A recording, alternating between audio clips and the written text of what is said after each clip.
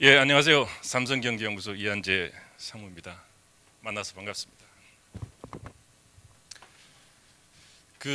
제가 오늘 말씀드릴 내용은 삼성의 사례는 아닙니다.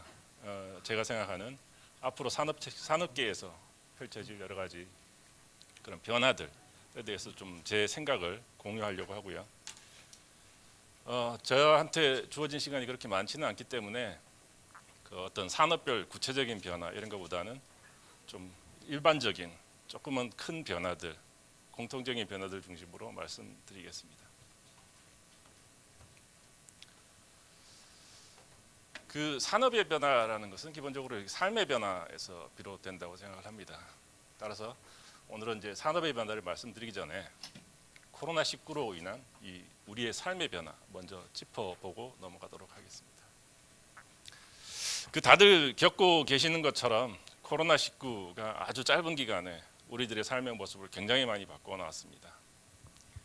교실의 모습도, 교실의 풍경도 달라졌고, 정상회의는 저렇게 화상으로 진행하기도 하고, 자선 콘서트도 저렇게 화상으로 합니다.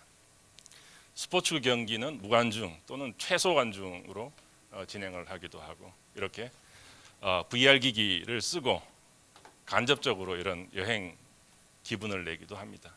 오늘 이 자리에 이렇게 마스크를 쓰고 이렇게 세미나를 진행하는 거 이런 것도 또한 이 바뀐 삶의 한 단면이 아닐까 생각을 합니다.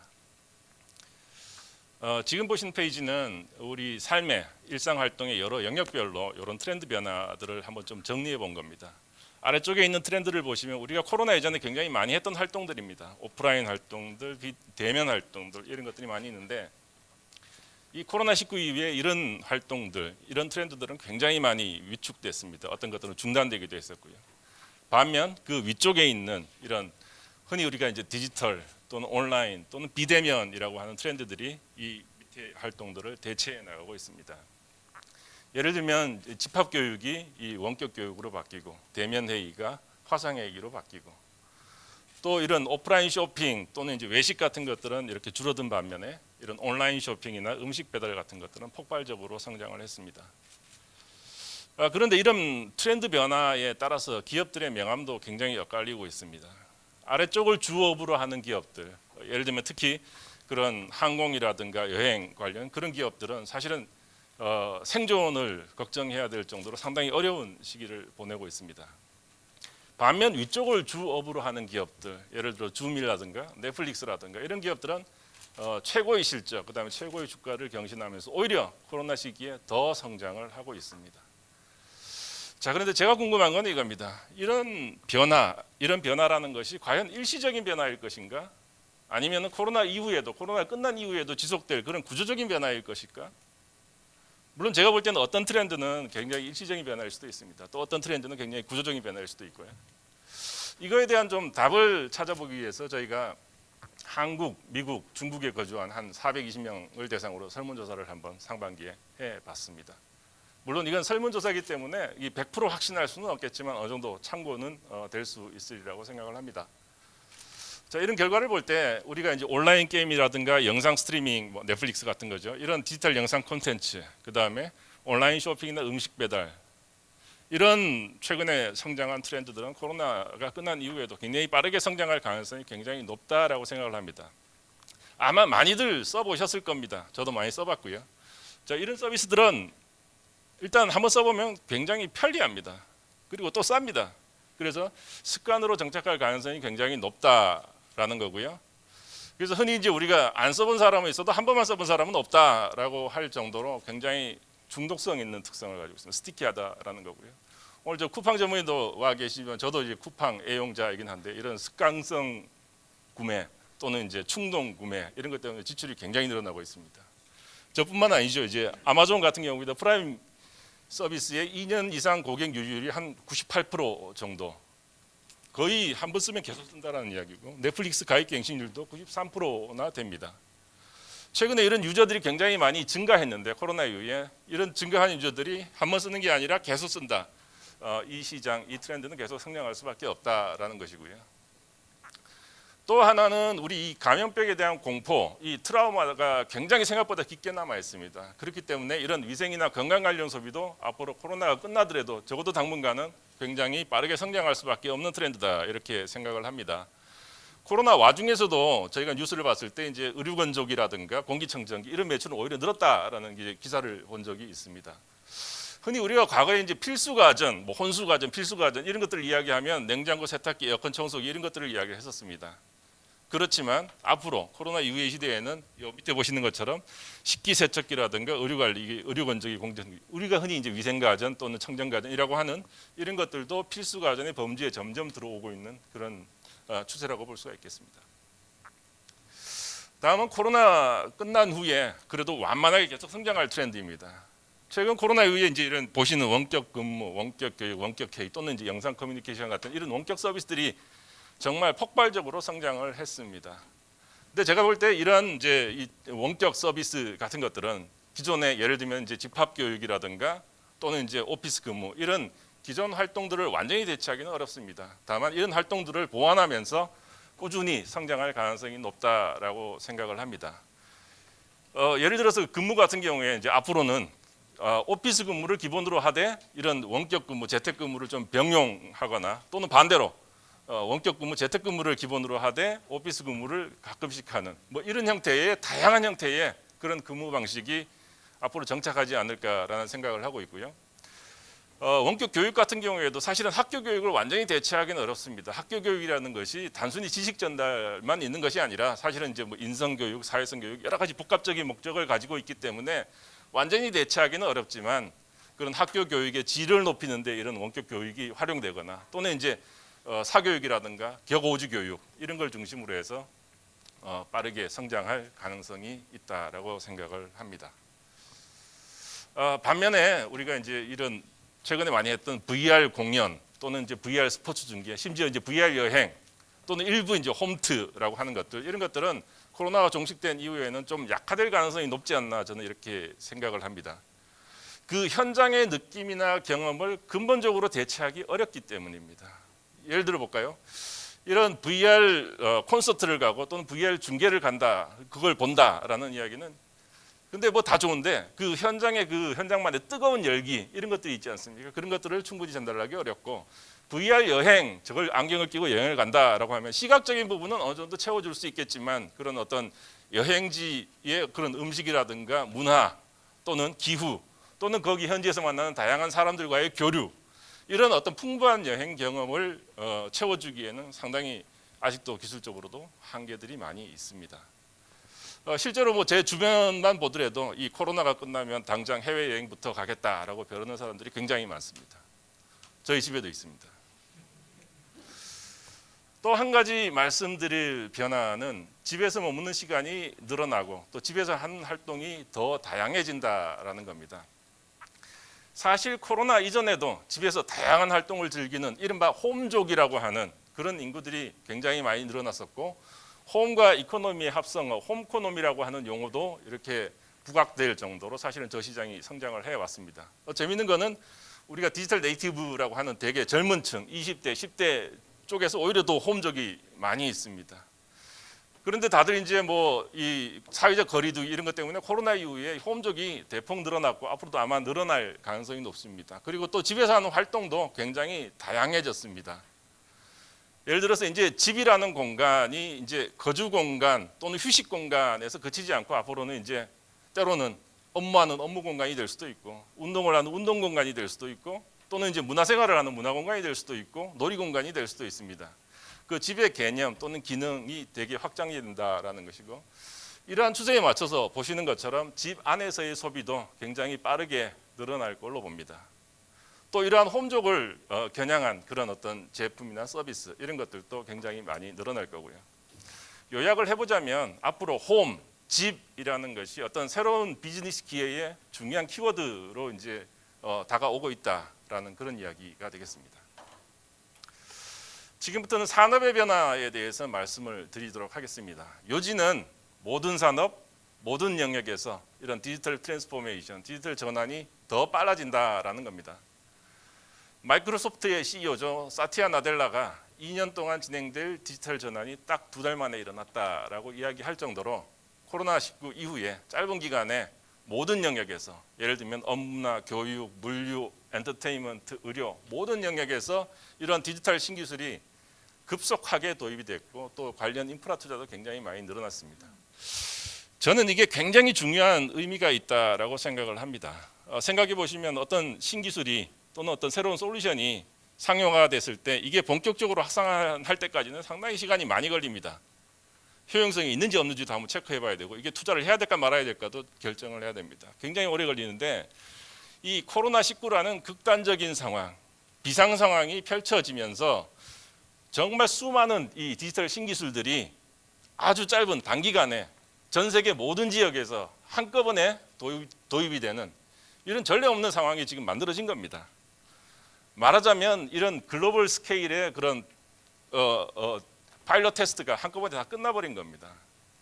그 말은 뭐냐면 보통 이제 신기술을 우리가 적용하고 도입하고 할 때 굉장히 장애 요인들이 많습니다. 심리적인 저항도 있고 ROI가 나와 안 나와 하는 그런 의심들도 많고 이런 것들이 많이 해소가 됐다라는 겁니다. 그 말은 뭐냐면 앞으로 이런 디지털 트랜스포메이션이 더 빠르게 진행될 수 있는 그런 기반이 갖춰졌다. 말하자면 우리가 이제 뛸 수 있는 그런 준비가 다 끝났다라는 그런 의미가 되겠습니다. 코로나가 그런 결정적인 역할을 했던 거고요. 근데 이렇게 이제 디지털 전환이 빠르게 전개가 될수록 앞으로는 이제 디지털 영역 또는 가상 영역이 이런 부가가치 창출의 핵심 또는 어떤 경쟁력의 핵심 승부처가 될 가능성이 굉장히 높습니다. 자동차를 예를 들어보면 이런 자율주행 시대로 갈수록 이런 가상 영역에 있는 AI라든가 온라인 서비스 같은 것들이 훨씬 더 중요해지게 됩니다. 이 테슬라 같은 경우에는 우리가 이제 스마트폰을 쓸 때 스마트폰에서 OS 업그레이드, 소프트웨어 업그레이드 하듯이 자율주행 기능 이런 기능들을 온라인으로 다운로드 받아서 소프트웨어로 다운로드 받아서 자동으로 업그레이드하는 그런 서비스를 제공하고 있습니다. 재밌는 거는 특별한 기능들, 예를 들면 이제 극가속하는 기능 또는 이제 완전 자율주행으로 가는 기능 이런 것들은 돈을 받고 팝니다. 유료 판매를 한다라는 이야기죠. 말하자면 기존에 이제 그 자동차 비즈니스, 자동차 사업이라는 것을 플랫폼 사업처럼 만들어가고 있는 겁니다. 이런 혁신성 덕분에 이 테슬라는 자동차 판매량이 사실은 이제 그 도요타 대비 5%도 안 됩니다. 그렇지만 기업 가치, 시가총액은 도요타의 2배가 넘습니다. 다음 싱가포르인데요. 싱가포르는 도시국가죠. 그래서 싱가포르 같은 경우에는 전체 도시, 전체 국가를 이 가상 모델로 구현하는 버추얼 싱가포르라는 그런 프로젝트를 진행하고 있습니다. 이런 가상 모델을 기반으로 해서 이제 환경이라든가 교통 또는 이제 안전 이런 모든 영역에서 스마트한 서비스들을 만들어내고 있고요. 최근에는 실세계에서 벌어지는 모든 활동들, 놀이, 뭐 경제적 활동, 거래, 교류 이런 활동들을 가상 세계에서 가상 공간에서 구현할 수 있게 하는 그런 메타버스라는 개념이 굉장히 빠르게 부각을 하고 있습니다. 혹시 로블록스라는 게임 플랫폼 들어보신 적이 있으십니까? 중딩 초딩들 사이에서 엄청 핫한 그 게임 플랫폼입니다. 미국의 16세 미만의 그 청소년들 한 절반 정도 저걸 하고 있습니다. 이 일종의 이제 메타버스를 지향하는 게임 플랫폼인데 이게 뭐냐면 이제 이 안에 들어가면 사용자가 스스로 게임을 만들 수가 있습니다. 그 만든 게임에 다른 사람을 불러가지고 게임을 할 수 있고 또 내가 다른 사람 게임에 참여할 수도 있고 거래도 할 수 있고 아이템도 사고 팔 수가 있습니다. 굉장히 핫한 게임인데요. 앞으로 이런 메타버스 플랫폼, 이 플랫폼을 선점하기 위한 어떤 기업들의 움직임 이런 것들도 한번 저희가 주목해 볼 필요가 있지 않나 생각을 합니다. 그런데 이렇게 디지털 전환이 빨라질수록 흔히 우리가 이제 아마존, 마이크로소프트, 구글, 마가, 팜가 또는 팡이라고 하는 글로벌 거대 플랫폼 기업들의 생태계 지배력 또는 영향력이 더 커질 가능성이 높다라는 겁니다. 아래쪽 그림에서 보시는 것처럼 이들 기업들은 클라우드라든가 아니면 IT 콘텐츠, 검색, 커머스 이런 이제 성장성 높은 영역을 중심으로 집중적으로 사업을 하고 있는데다가 그 영역에서 거의 데이터들을 독식하다시피 하면서 지배력을 더 강화하고 있고요. 또 특징적인 것은 이 기업들이 사실 현금이 굉장히 많습니다. 오른쪽에 보시는 것처럼요. 이런 풍부한 현금을 기반으로 지금 공격적으로 M&A를 전개하면서 이런 지배력 또는 경쟁력을 더 빨리 높여가고 있습니다. 예를 들어 보면 애플 같은 경우에 지금 코로나가 발생한 3월 이후 8월까지 이미 8개 업체를 인수를 했고 마이크로소프트 같은 경우에는 한 7개 업체를 인수를 했습니다. 그런데 이런 거대 플랫폼 기업들은 사실은 이제 IT뿐만 아니라 제조업, 서비스, 금융 이런 산업 곳곳에서 직간접적인 영향력을 행사하고 있습니다. 따라서 이런 기업들의 이 영향력이 더 커진다 또는 독과점화된다라는 이야기는 우리 기업들로 봐서는 좀 한편에서는 위협이 될 수도 있다. 저는 이렇게 생각을 합니다.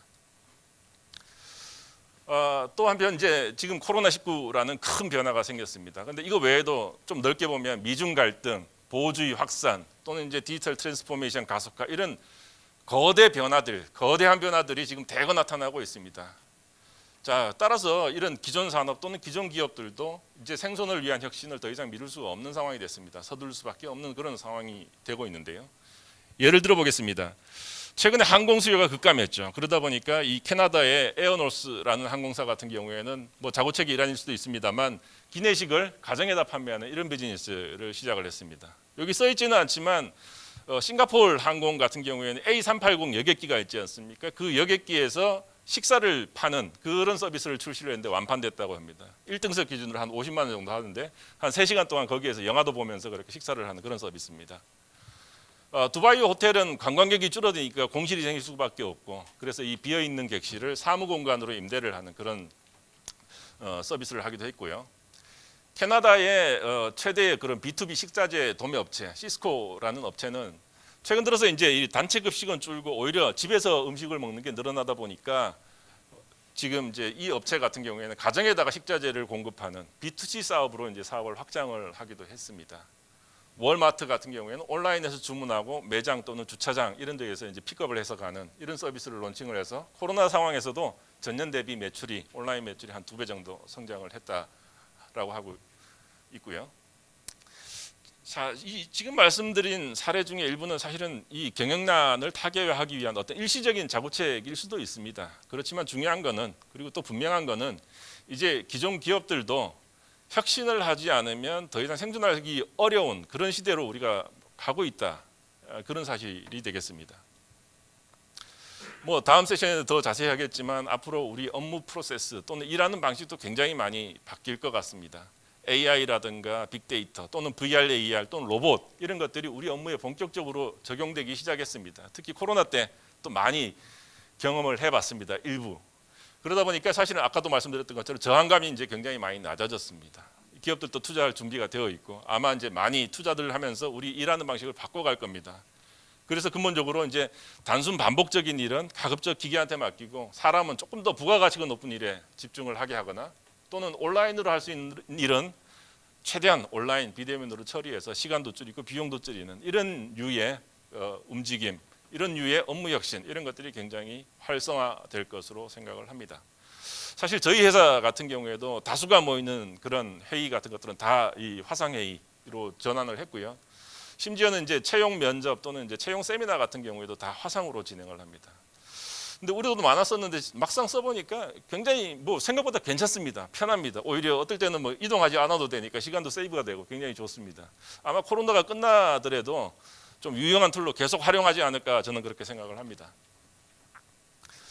산업 변화의 마지막 꼭지로 말씀드리고 싶은 것이 이제 글로벌 공급망 변화입니다. 아마 많이 들어보셨을 겁니다. 이 과거에는 비용 최적화를 초점에 둔 어떤 글로벌 밸류체인을 구축하는 것, 글로벌 공급망을 구축하는 것이 하나의 큰 트렌드였습니다. 말하자면 전 세계에서 가장 싼 곳에서 조달하고 가장 싼 곳에서 생산을 합니다. 그쪽에다 물량을 몰아줍니다. 그렇게 해서 전체적으로 가격을 낮추는 이런 트렌드가 대세였습니다. 그러다 보니까 사실은 이제 가장 타겟이 되는 국가가 중국이었고 그러다 보니까 중국의 집중도가 굉장히 높아지게 된 겁니다. 보시는 것처럼 PC 같은 경우에는 전 세계 물량의 한 90%를 중국에서 만들고 TV도 70%, 스마트폰도 한 68% 만듭니다. 그런데 이렇게 집중되다 보니까 이번에 이제 코로나 사태가 나오면서 글로벌리 전체적으로 이제 공급망이 마비되는 엄청난 초유의 사태를 한번 겪어봤습니다. 근데 이런 이제 코로나로 인한 셧다운뿐만 아니라 사실은 이제 지금 미중 갈등처럼 이제 그동안의 어떤 세계화, 자유무역 이런 것들이 많이 사라지고 이제 점점 보호무역주의로 이제 많이 가게 되다 보니까 이제 기업들도 이제 비용 최적화라는 것이 그게 다는 아니다. 이제는 돈이 조금 더 들더라도 사실은 공급망의 안정성을 높이는 방향으로 이걸 재편해야 되겠다라는 인식들이 굉장히 강해지게 됩니다. 특히 중국 집중도가 높은 기업들일수록 점점 이제 중국 외에 다른 시장으로 거점을 좀 다변화하려는 그런 움직임을 보이고 있고 애플 같은 경우에도 중국 집중도가 엄청나게 높습니다. 애플 같은 경우에도 최근에는 이제 인도 같은 데에다가 새로운 어떤 생산 기지를 구축하는 이런 작업들을 하고 있습니다. 말하자면 앞으로는 이제 글로벌리 하나의 어떤 연결된 딱 하나의 그런 싱글 글로벌 밸류 체인이 아니라 좀 블록별로 이렇게 좀 쪼개진 리저널 밸류 체인 형태로 좀 분화될 그럴 가능성이 있다라고 저는 생각을 합니다. 지금까지 숨가쁘게 이게 산업의 변화, 주요 변화들에 대해서 말씀드렸는데 마지막으로 이제 앞으로 코로나 이후에 그럼 어떤 영역에서 새로운 성장기가 있을 거냐 이런 것들을 한번 정리를 해 보면서 마무리를 하도록 하겠습니다. 사실 지금 위기입니다. 그렇지만 과거에도 크고 작은 위기들은 있어 왔습니다. 그리고 그때마다 새로운 기술이 나타나거나 또는 어떤 새로운 사업 모델이 나타나거나 그러면서 또 새로운 기업들이 부상하기도 했습니다. 대공황 시절에는 보시는 것처럼 이제 듀퐁이 나일론이라는 것을 개발해서 시장에 파란을 한번 일으켰었고 또 슈퍼마켓이라는 새로운 업태가 등장을 해서 박리담회를 무기로 또 유통혁명을 일으키기도 했습니다. 2000년대 초 사스 때는 알리바바나 징둥 같은 저 이커머스 기업이 글로벌 이커머스 자이언트로 성장하는 결정적 계기가 되기도 했습니다. 코로나19도 마찬가지입니다. 이 코로나19에 줌이나 넷플릭스, 펠레톤 이런 기업들은 오히려 더 성장을 하고 있습니다. 저런 기업들한테는 코로나가 기회가 되고 있습니다. 그리고 아래쪽에 보시는 것처럼 신흥 기업들이 전통 굴지의 기업들을 역전하는 앞지르는 그런 사례들도 최근 들어서 우리가 심심치 않게 볼 수가 있습니다. 말하자면 지각 변동이 일어나고 있는 것이고요. 이런 지각 변동 상황에서 그럼 어디에 기회가 있을까? 저는 한 5가지 정도 영역에서 좀 기회가 많지 않을까 생각을 합니다. 첫 번째는 피지컬에서 디지털로 전환되는 영역입니다. 실세계에 있는 활동, 실세계에서 이루어지던 활동 또는 실세계에 있는 사물이 디지털화되는 영역에서 좀 기회가 있을 것 같다. 우리가 뭐 예를 들면 화상의 이 솔루션 같은 경우도 실생활에서 우리가 회의하던 것들을 온라인으로 하게 만들어주는 솔루션이었습니까? 이런 것들이 지금 많이 일어나고 있습니다. 아까 누군가 이제 예배도 말씀하셨는데 온라인 예배 뭐 이런 것들이 이제 그 예가 되겠고. 예를 들면 이제 전통적인 가구, 수천 년 동안 별로 변하지 않았던 그 가구, 이런 가구에 스마트한 기능을 집어넣은 그런 디지털 가구, 이런 것들은 사물의 디지털화의 하나의 사례다 이렇게 생각할 수도 있겠습니다. 두 번째 기회는 사람이 하던 일을 기계가 대체하는 영역, 이런 영역에서도 분명히 기회가 생길 수가 있습니다. 예를 들면 아마존 고와 같이 매장 자체를 무인화하는 영역, 또는 이제 물류 로봇, 배달 로봇, 또는 심지어 이제 입고 있어서 보행을 보조하거나 신체 기능을 보조하는 그런 웨어러블 로봇 이런 것들이 그 예가 되겠습니다.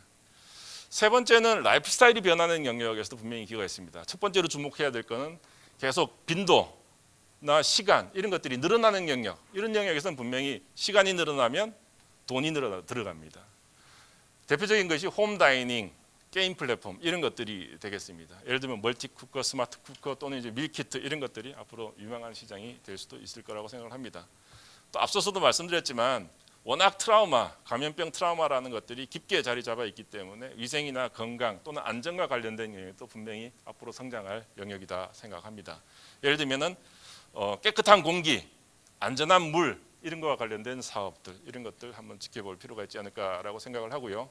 마지막으로 이런 디지털 트랜스포메이션을 하기 위해서는 그 기반이라는 것들이 필요합니다. 클라우드, 뭐 5G 네트워크 또는 이제 심지어 이제 시큐리티 같은 이런 디지털 인프라들도 분명히 성장할 수밖에 없는 그런 시장입니다.